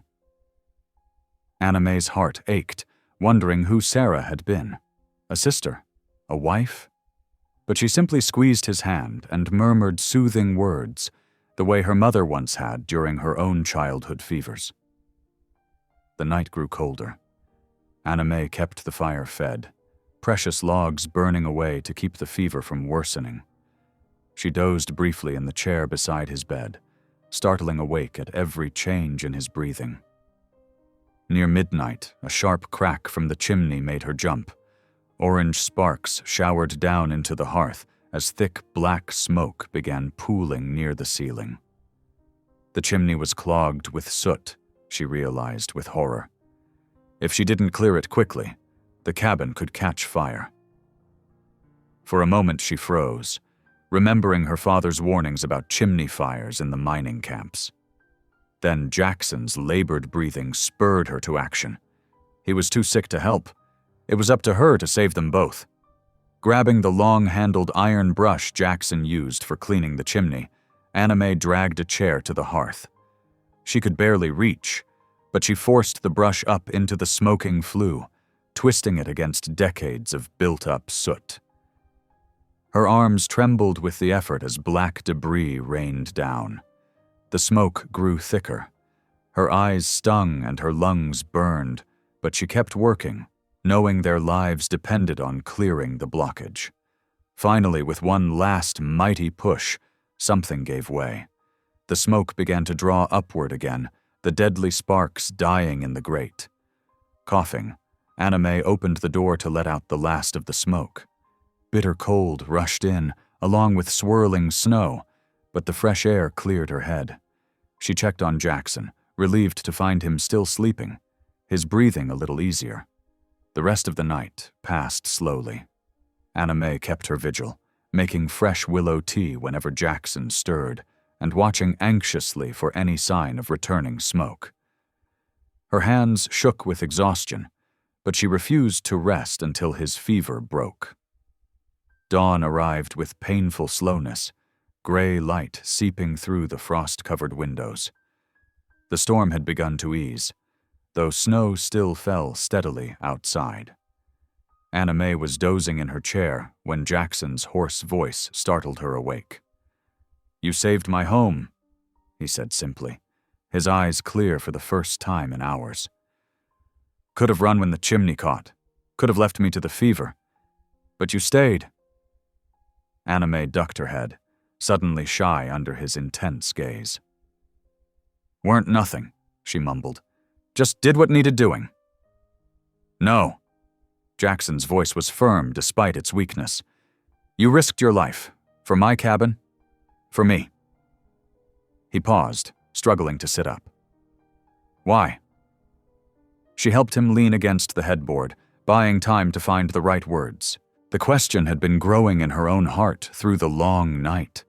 Why did she fight so hard to save this place, this man who had bought her for $5 gold? "Maybe," she whispered finally, setting out the last 2 biscuits on a tin plate between them. "Maybe God left me alive for something." The words surprised her even as she spoke them, but they felt true. Jackson was silent for a long moment, looking at the simple breakfast she'd prepared. Then he picked up one of the biscuits and broke it carefully in half, offering her the larger portion. "He surely did," he answered quietly. The words held the weight of conviction, as if something long dormant had awakened in him during the night. They ate in companionable silence as morning light filled the cabin. Outside, the storm had passed completely. The sun broke through the clouds, making the snow-covered mountains glitter like diamonds. Inside, the fire crackled warmly, and the dogs dozed peacefully by the hearth. Anna Mae gathered their empty plates, aware of something profound shifting in the air between them. They were no longer simply master and servant, protector and protected. Through fever and fire, fear and faith, they had forged something deeper, a bond of mutual trust and understanding that no storm could shake. Jackson watched her move about the cabin, his fever-bright eyes thoughtful. Perhaps they had both been saved for something greater than themselves. Only time would tell what God had planned for a broken mountain man and a useless bond girl who had proved herself anything but useless when it mattered most. The weak winter sun had barely risen when Anna Mae heard hoofbeats approaching the cabin. Jackson grabbed his rifle, but relaxed when he recognized old Pete, the trapper who had carried his letter to the county judge. The grizzled man dismounted stiffly, his breath frosting in the morning air. "Brought news, Boone," Pete called out, stamping his feet on the porch to shake off the snow. "Ain't good neither." Jackson ushered him inside, where Anna May had coffee brewing on the stove. She poured 3 tin cups, while the men settled at the rough-hewn table. Old Pete's rheumy eyes darted between them as he wrapped his gnarled hands around the warm cup. "That letter you sent?" Pete took a long sip before continuing. "Made it to the judge's office right enough. But that railroad man, Doyle, he's got fingers in every pie from here to Denver. Word is he paid off the clerk something fierce to lose your complaint in the shuffle." Jackson's jaw tightened. "How long?" "Could be weeks before it surfaces." Pete shook his head. "Maybe months. Clerk's claiming he's backed up with mining disputes. Meanwhile, that railroad's pushing ahead with their plans, marking surveys all through the valley." Anna May watched the muscle working in Jackson's cheek as he absorbed this news. His hands were steady as he refilled Pete's cup, but she could sense the tension radiating from him. "Much obliged for riding out to tell us," Jackson said quietly. Pete nodded, finishing his coffee. "Watch yourself, Boone. Them railroad men, they ain't known for playing fair when they want something." After the trapper left, Jackson spent the afternoon checking his rifle and pistol, cleaning each weapon with precise, controlled movements. Anna May kept busy at her own tasks, but she noticed how his eyes constantly swept the tree line, watching for movement. The short winter day faded quickly into darkness. They had just finished their evening meal when the shot rang out. The window exploded inward in a shower of glass as the bullet whizzed past them. Jackson's reaction was instant. He knocked Anna May to the floor, covering her with his body as another shot cracked through the night. "Stay down," he ordered, crawling to retrieve his rifle. Anna May pressed herself against the rough floorboards, heart hammering as Jackson moved to the broken window. The dogs outside were barking furiously. For several long minutes, they waited in tense silence. Only the wind and the distant howl of wolves broke the quiet. Finally, Jackson eased back from his position. "They're gone," he said grimly. "Cowards shooting from the dark." Anna May slowly sat up, brushing glass fragments from her skirts. In the lamplight, she could see where the bullet had embedded itself in the wall, just inches from where they had been sitting. Jackson found the second bullet lodged in one of the roof beams. "Thank the Lord for poor aim," he muttered, examining the splintered wood. They slept little that night. At first light, Jackson went to check the grounds. Anna May followed him outside, wrapping her shawl tight against the morning chill. There, pinned to the cabin door with a rusted nail, they found a note written in a crude hand. "Leave the valley or freeze under it."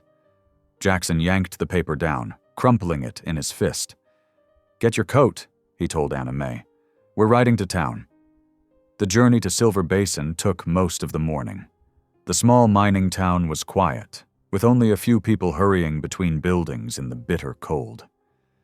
Jackson tied their horses outside the territorial marshal's office, a weathered building with a tin star nailed above the door. Inside, Marshal Tilson looked up from his desk as they entered. He was a lean man with iron-gray hair and eyes that missed nothing. Jackson laid out the crumpled threat note and explained about the night shooting. "I'm filing a formal protest," Jackson said, "against Doyle and his railroad men. This ain't about land anymore. It's attempted murder." The marshal examined the note carefully. "Might be hard to prove who did the shooting," he said. "But I'll look into it. Meanwhile, best keep your guard up, Boone. I've seen how these railroad disputes can turn ugly." From the marshal's office, they went to the general store. Jackson bought extra ammunition, lamp oil, and supplies, enough to last through a siege if needed. The shopkeeper's eyes widened at the size of the order, but he asked no questions as he wrapped everything in brown paper. Anna May noticed how people on the street gave them a wide berth, hurrying past with averted eyes. Word of the shooting must have spread already. She wondered how many of them were in the railroad's pocket, watching and reporting their movements.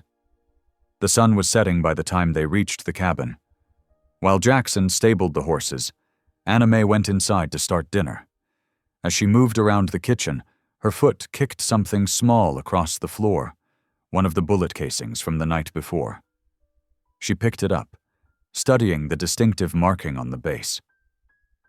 After a moment's thought, she tucked it into an empty tea tin and hid it behind the flour barrel.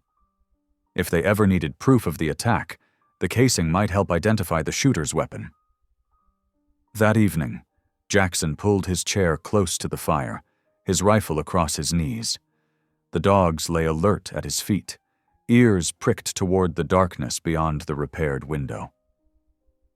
Anna Mae tried to keep her hands steady as she mended a torn shirt, but every snap of the fire made her jump.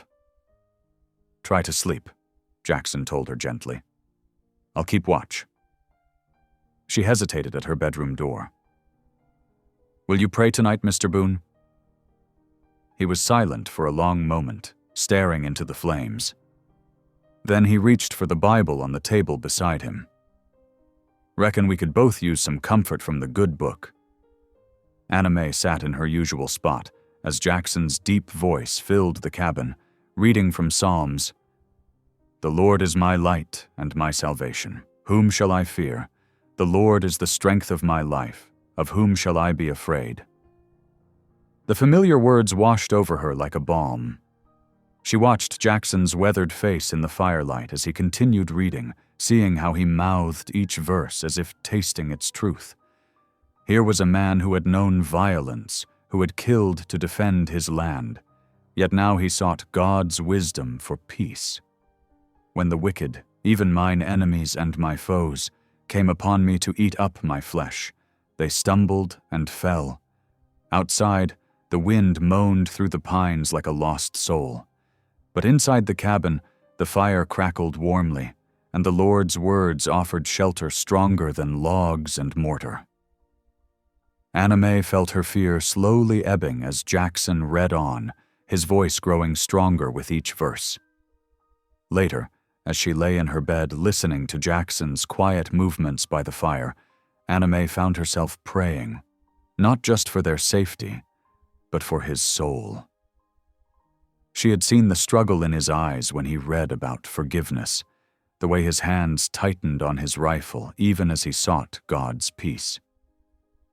Through the thin wall, she could hear him still murmuring prayers in the darkness, asking for strength to face whatever morning might bring without letting rage rule his heart again.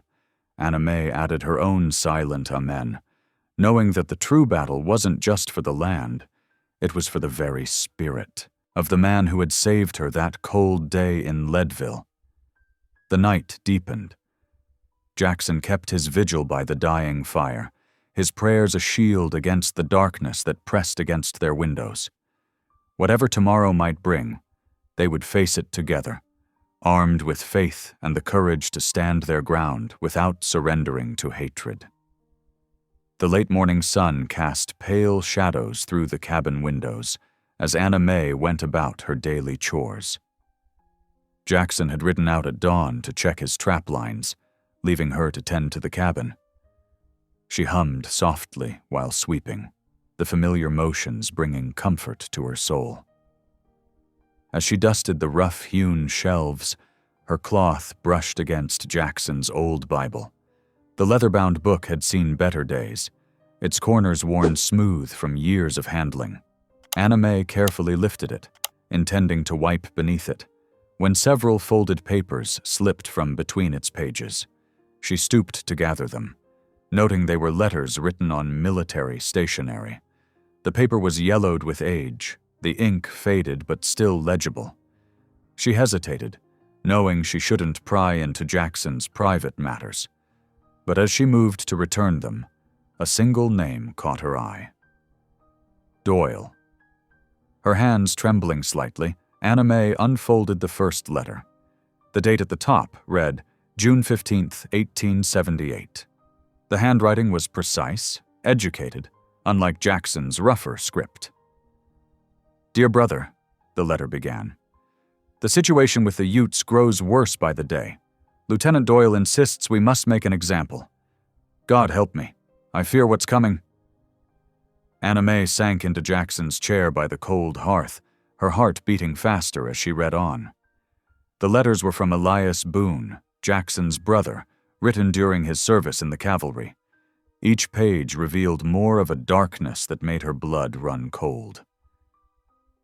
The orders came at midnight. Doyle's superiors demanded we torch the camp. Women and children were sleeping. I can still hear their screams. The lieutenant says it was necessary, but I see their faces in my dreams. How can a man claim to serve both God and such devils? The cabin door creaked. Anna May looked up to find Jackson standing in the doorway, snow dusting his shoulders. His eyes fixed on the letters in her hands, and something in his face turned to stone. "Those ain't yours to read," he said, his voice dangerously quiet. "Mr. Boone, I'm sorry. They fell out while I was cleaning." She rose, the papers trembling in her grip. "But these letters, they show what Doyle did. Put them back." Jackson crossed the room in 2 strides, snatching the letters from her hands. His face was a mask of pain and fury. "You got no right prying into cursed bloodlines. My brother's sins ain't your concern." "But sir, these could prove—" "Prove what?" he snarled. "That my own flesh and blood helped murder innocent folks? That we Boones got Indian blood on our hands?" His voice cracked. "That maybe God's justice is coming."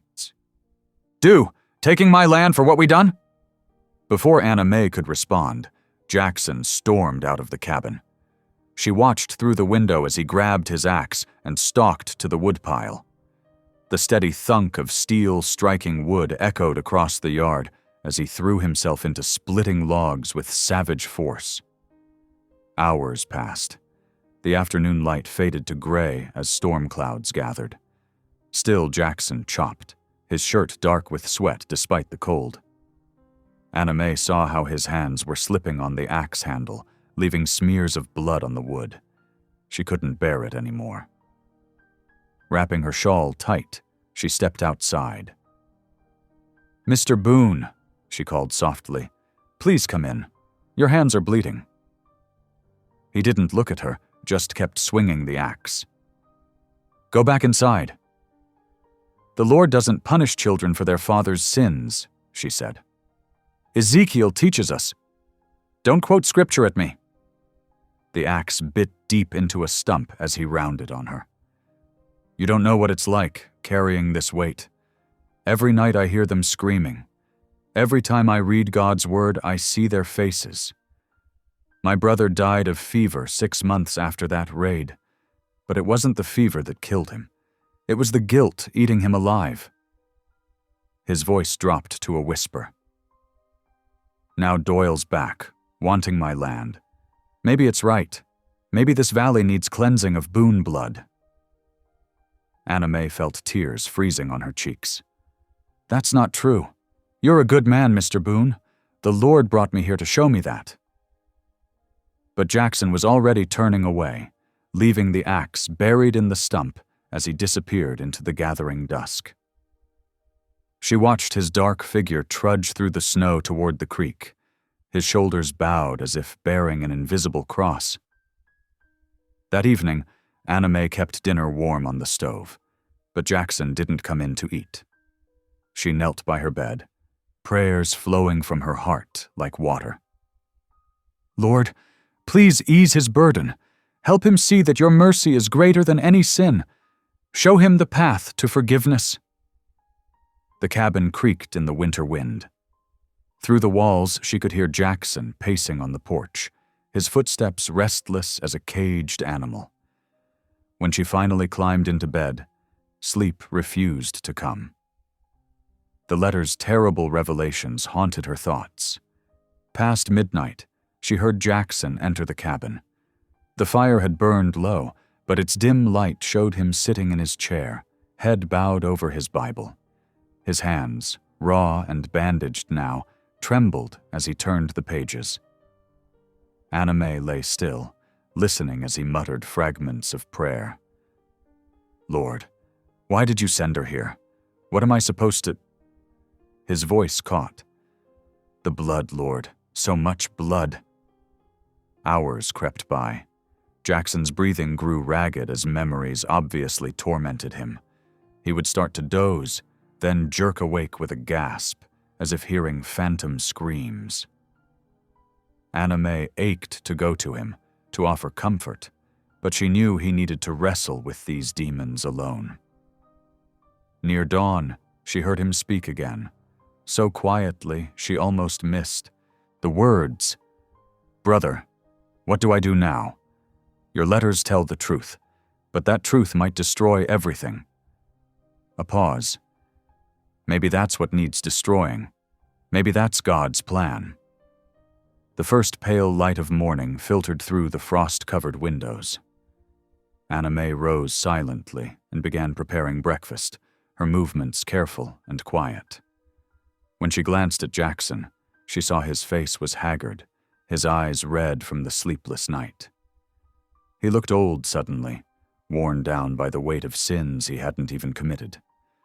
The proud mountain man who had saved her that day in Leadville seemed to have vanished, leaving behind a hollow shell of grief and guilt.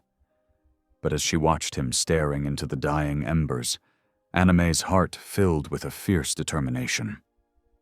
The Lord hadn't brought her here just to witness Jackson Boone's destruction. There had to be a purpose in her finding those letters, in learning the truth about Doyle's past crimes. She would pray, and she would wait.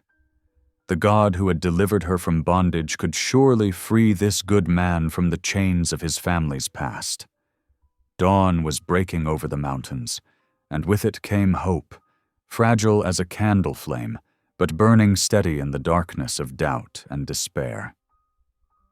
The morning dawned bitter cold, frost etching delicate patterns across the cabin's small window panes. Anime stirred the cook fire back to life, her movements slow and careful as she prepared breakfast. The events of yesterday, the discovery of those terrible letters, Jackson's anguish, weighed heavy on her heart. Jackson entered from outside, snow dusting his coat. He'd been up before sunrise, tending to the animals. His face looked drawn, aged somehow, as if he hadn't slept at all. When she set a plate of cornbread before him, he didn't touch it. Come spring, he said suddenly, his voice rough, you should head back to the mission.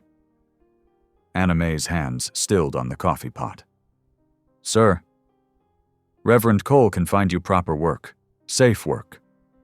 Jackson stared into his untouched coffee. You don't belong up here with— He trailed off, but his meaning was clear. With someone like me. Mr. Boone, the Lord sent me here for a reason. She set the pot down carefully, trying to keep her voice steady. Those letters you wrote to the marshal about Doyle, they need someone who can read ledgers. No. Jackson's fist came down hard on the table, making the cups rattle.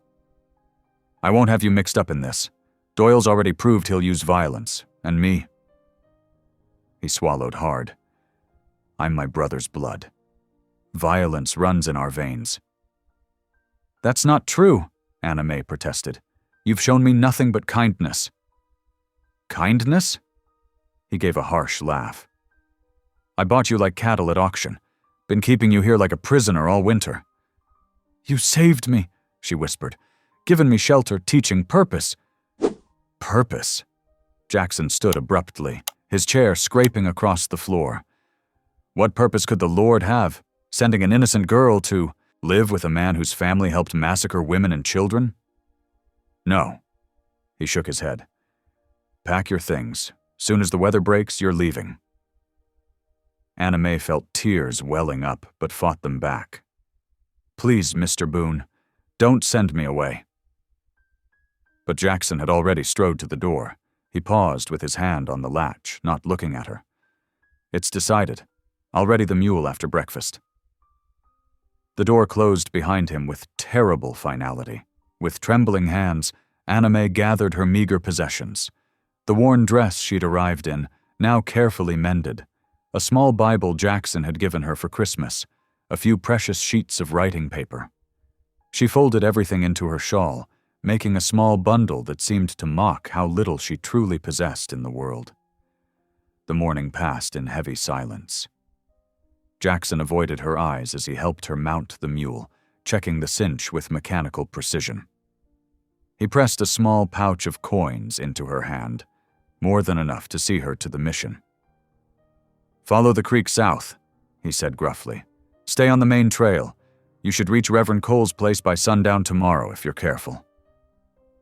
Anna May clutched the reins, tears freezing on her cheeks in the bitter wind. "Mr. Boone, Jackson, please." He turned away, his shoulders rigid. "Go on now. Daylight's burning." She waited a moment longer, hoping he might change his mind, but Jackson remained like stone. With a soft click of her tongue, she urged the mule forward. The animal's hooves crunched in the snow as they passed through the corral gate and onto the mission trail. From the corner of her eye, she saw Jackson climbing the ridge that overlooked the valley.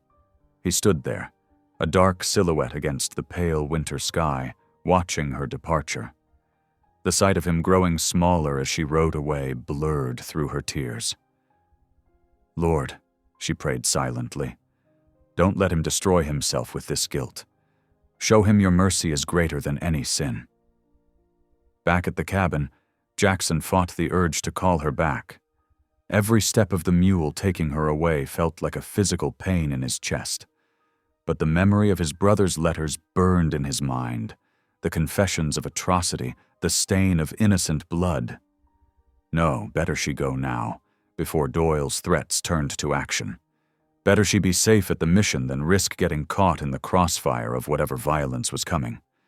And better she be far from him when his family's darkness finally claimed its due.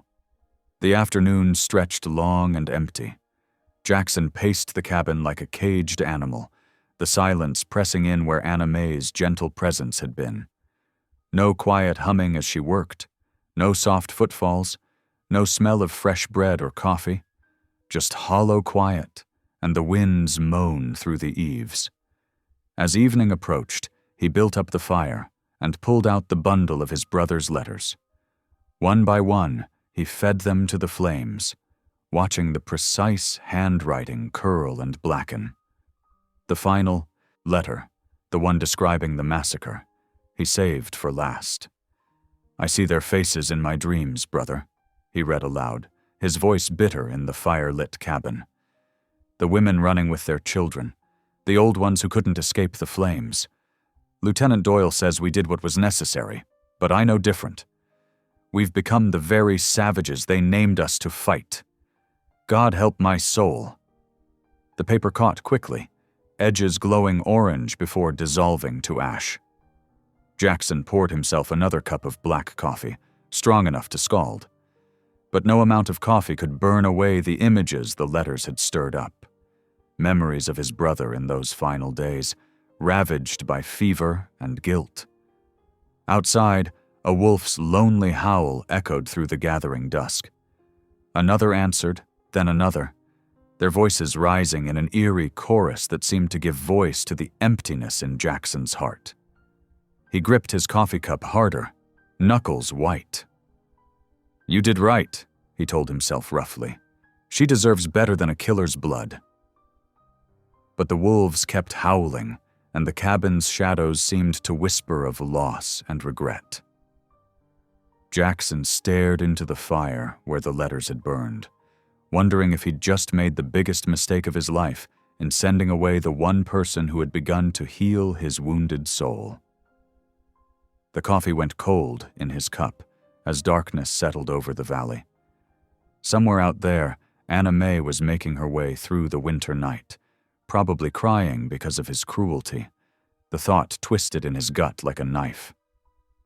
"Lord," he whispered, though he felt unworthy to pray, "keep her safe. Even if you've turned your face from me, watch over that girl. She's got nothing but goodness in her heart." The wolves fell silent, but their echoes seemed to linger in the empty cabin. Jackson sat motionless in his chair as the fire burned low, tormented by memories of innocence destroyed and the look in Anna Mae's eyes as he'd sent her away. Outside, the wind picked up, carrying the promise of another storm, while inside, a good man's heart ached with the conviction that he deserved every moment of this solitary punishment. Anna Mae's mule trudged through knee-deep snow, its breath coming in white clouds as they finally crested the last ridge above Silver Basin. The mission's wooden cross stood stark against the gray sky, a beacon of hope after 2 grueling days on the frozen trail. Her fingers, stiff inside threadbare mittens, could barely grip the reins. The afternoon bell tolled across the valley as she guided her mount down the switchback path. Before she could dismount in the mission yard, Reverend Cole burst through the door, his face creased with concern. "Good Lord, child, you're half frozen." He helped her down from the saddle, her legs nearly buckling as they touched ground. "Clara, come quick!" Mrs. Cole appeared with a woolen blanket, wrapping it around Anna Mae's shoulders. "You poor dear. Whatever possessed you to travel in this weather?" "Mr. Boone," Anna Mae managed through chattering teeth. "He's alive, but his soul is troubled. Found letters from his brother about the war. Made him believe he's cursed." Her voice cracked. "Sent me away to protect me," he said. The Coles exchanged knowing glances as they led her inside. The mission's main room was warm from the pot-bellied stove, and the familiar smell of beef stew made Anna Mae's empty stomach growl. "Jackson Boone's carried that guilt far too long," Reverend Cole sighed, settling her near the fire. "His brother's sins aren't his to bear." Mrs. Cole pressed a steaming cup of tea into Anna Mae's hands. "Drink this, dear. Then we'll get you into dry clothes and properly fed." "What about Denver?" Anna Mae asked between sips. "The letter you wrote about taking me to the Women's Aid Society?" "Soon as the pass is clear," Reverend Cole assured her. "Though with this weather might be a week or more. For now you can help Clara in the infirmary. We've got 3 miners down with fever."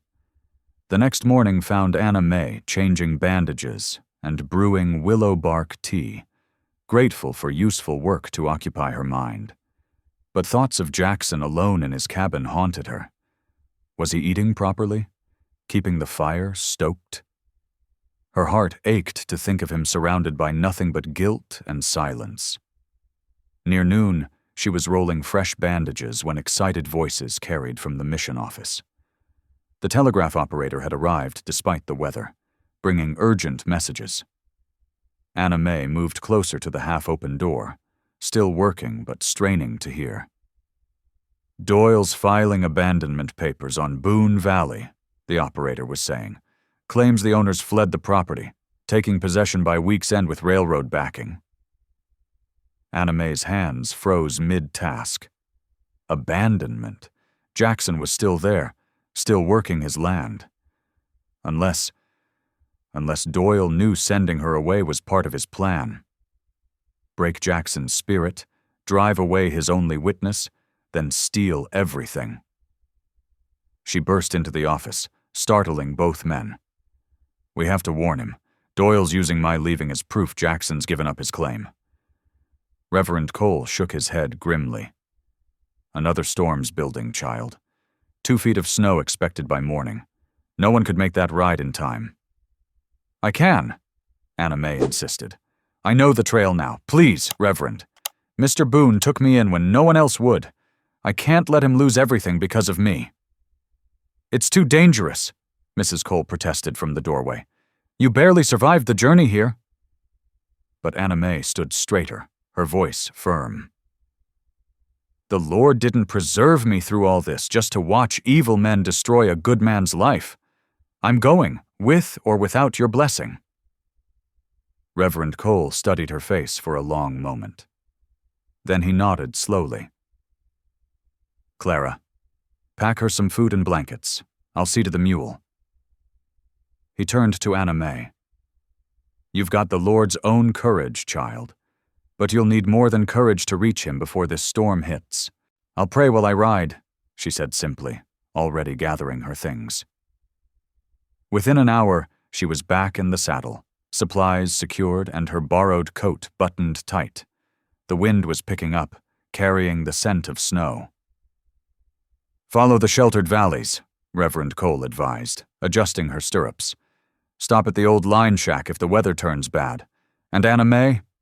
He pressed a small Bible into her hands. "Remember, perfect love casts out fear. Go with God, child." Mrs. Cole hugged her fiercely.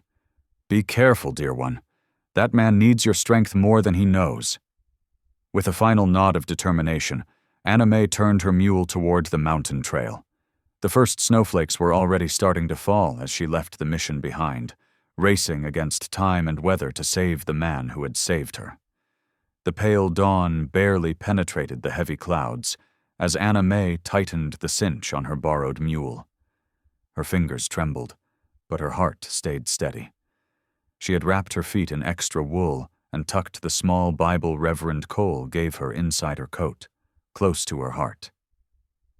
"Lord, guide my path," she whispered, mounting up despite Mrs. Cole's final protests from the mission doorway. The first hour proved manageable as she followed the main trail, though snow fell thick and fast around her. The mule's hooves crunched through fresh powder, its breath steaming in the bitter air. But by mid-morning, the storm transformed into a raging tempest. Ice crystals stung Anna May's face like needles, and the wind howled through the pines, drowning all other sounds. She pulled her scarf tighter, squinting ahead. The familiar trail markers disappeared under deepening drifts, forcing her to slow their pace. "Keep to the trees," she remembered Jackson teaching her. "Pines point the way north." She studied the dark line of evergreens, adjusting her course. "Amazing grace, how sweet the sound," she began singing, her voice thin against the wind. The old hymn steadied her nerves as the mule picked its way through treacherous ground. That saved a wretch like me. By noon, the storm grew so fierce she could barely see 10 feet ahead. The trail lay completely buried. Anna May dismounted to lead the mule on foot, following the natural breaks between tree lines. Her legs ached with cold, and her hands had long since gone numb inside her mittens.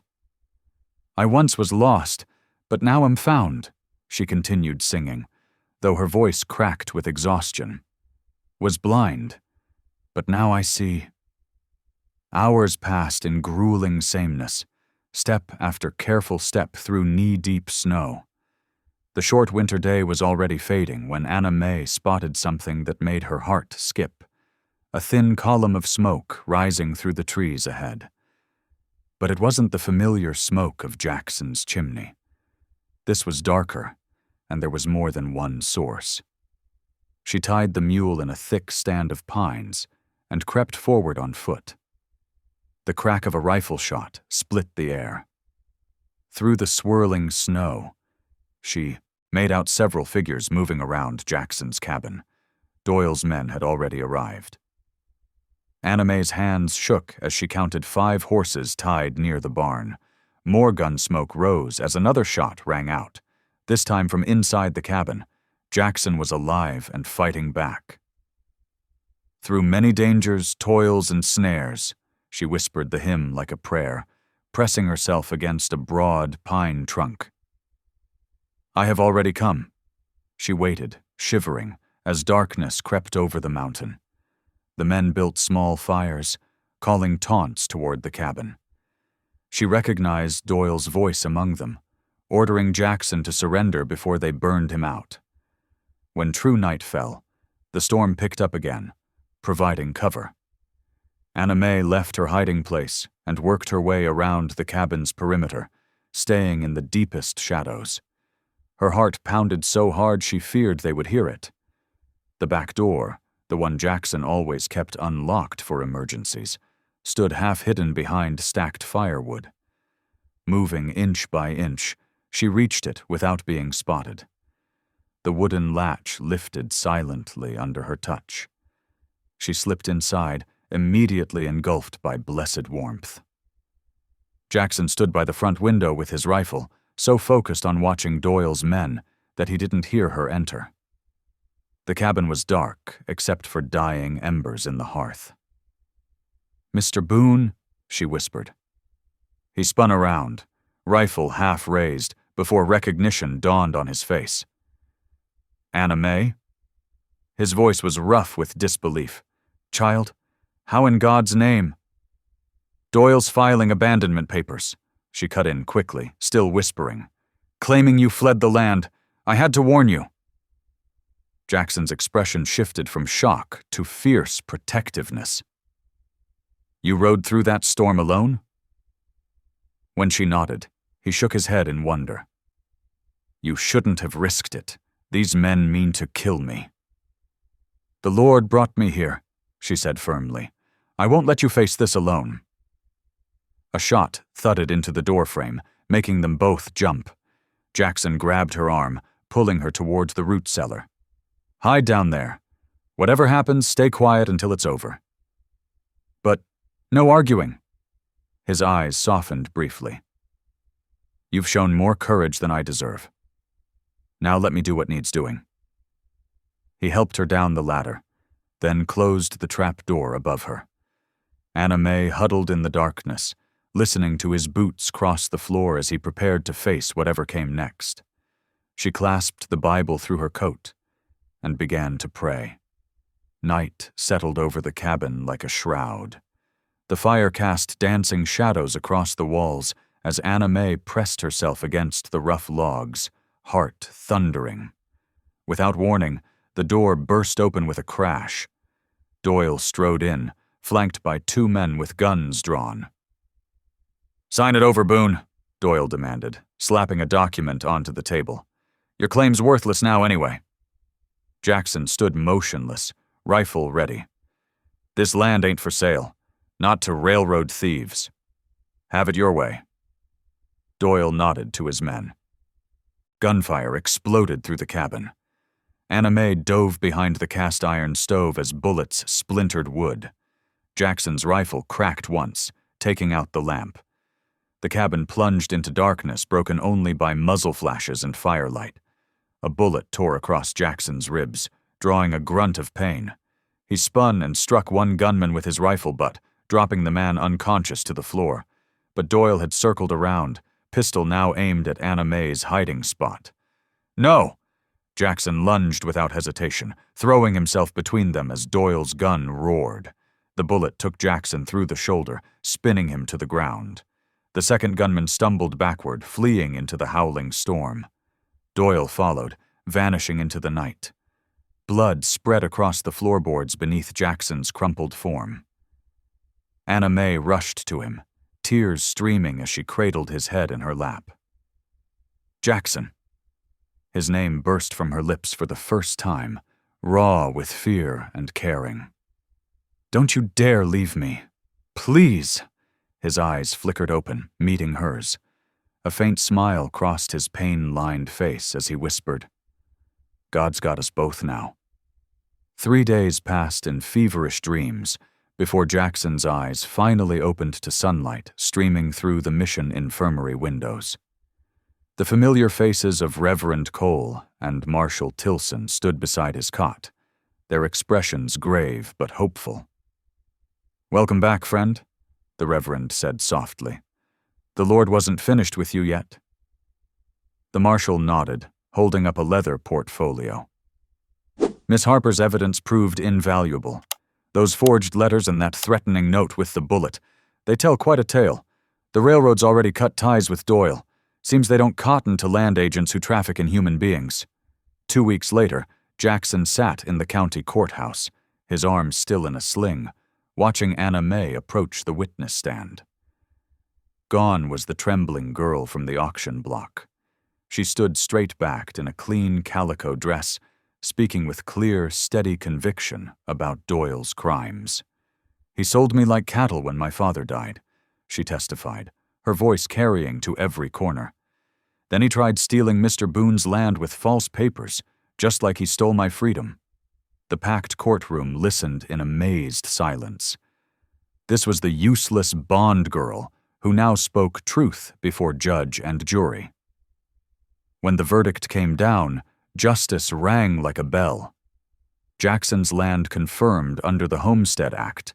Doyle sentenced for fraud and trafficking. Outside the courthouse, beneath the bright Colorado sky, Jackson gathered his courage for words long overdue.